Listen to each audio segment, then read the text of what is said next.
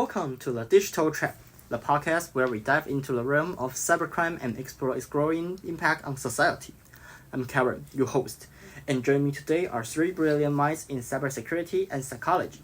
Ethan, a cyber analyst, Andrew, a psychologist specializing in digital behavior, and Marcus, a former victim turned advocate. Welcome, everyone. Thanks, Karen. It's great to be here. Cybercrime is an enormously complex issue, and I'm eager to unpack it with all of you today. Likewise, Karen, from psychological impact to the strategies which criminals use to induce trust, there's a lot to discuss. Thanks for having me. As someone who's been in the unfortunate position of being defrauded, I'm keen to participate in raising awareness so others don't fall into the same traps as mine. In part 1, we talk about understanding cybercrime. Ethan, let's start with you. Can you explain what cybercrime is and how it operates on such a large scale? Yeah, sure, Karen. Cybercrime is a broad term that includes activities like phishing, hacking, and identity theft. Criminals often use analytical tools to identify vulnerable targets, then deploy phony websites or emails to extract sensitive information. For example, they might exploit outdated systems, often called silos, or weak biometric protections. What's the psychological viewpoint here, Andrew? Good question, Karen. Cybercriminals are incredibly skilled at manipulating emotions. They create suspicious yet enticing scenarios to trigger responses. For example, they might send an email claiming to be from a reputable bank to make the target feel safe, then escalate the situation to create humiliating urgency. This induces the predicament, making the victim feel they must act quickly to resolve the problem. Whoa, that's disconcerting. Marcus, as a former victim, how did this play out for you? Well, I received an email that seemed trustworthy. It corresponded with a recent purchase I've made, so I wasn't initially reluctant to engage. However, by the time I realized I was being defrauded, my financial estate had been compromised. It was an embarrassment, but also a wake-up call. In part 2, we talk about the technology behind cybercrime.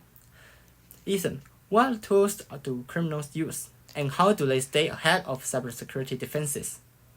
They use everything from conductive malware that can emit signals to intercept data to AI-powered algorithms that highlight vulnerabilities in systems. Many scans are initiated through well-designed prototypes of legitimate websites that capture login credentials. That sounds so sophisticated. Are cybersecurity measures failing? Not necessarily failing, but the pace of technological change means constant restructuring is needed. Hypothetically, if we could create a unified global defense system, it would reduce stress significantly, but contention among nations make that difficult. Andrew, from a psychological standpoint, why are people still falling victim to these crimes? Because criminals exploit our natural instinct to trust and seek solace in authority. They use psychological triggers to make their plots appear genuine, appealing to emotions like fear or excitement. In part 3, we have a victim of cybercrime. Marcus, you've been open about your experience. Can you share the emotional toll it took on you? It was devastating. I feel violated and acutely aware of how I've been manipulated. This prompted me to search online to understand why I've fallen into such traps. Through my research, I discovered that the anterior insula, the part of the brain responsible for processing trust, was clearly working overtime. I decided to channel this experience into becoming an advocate. That's inspiring. Andrew, is there a way to assert the emotional impact on victims? Yes, creating awareness is key. Victims need to know they are not alone and that is not their fault. Support groups, counseling, and sharing experiences can help rebuild trust. To summarize, Ethan, what's the solution to combating cybercrime effectively? I firmly believe that we need to repurpose existing security frameworks and integrate better AI defenses. Education campaigns can teach people to recognize suspicious activities. Also, companies must take responsibility for ensuring their systems don't leave external vulnerabilities.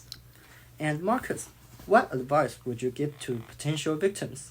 Always verify. Don't be afraid to question whether something is genuine or a phony attempt to defraud you. It's better to be cautious than caught off guard. And from a psychological view, staying calm and not acting on impulse can help you avoid falling for scams. Great advice. That's all the time we have today. Thank you, Ethan, Andrew, and Marcus, for such a comprehensive discussion. To our listeners, stay informed, stay safe, and remember, in the digital world, trust is valuable but must be earned. Thank you, Karen. Until next time, this is the Digital Trap. Stay vigilant.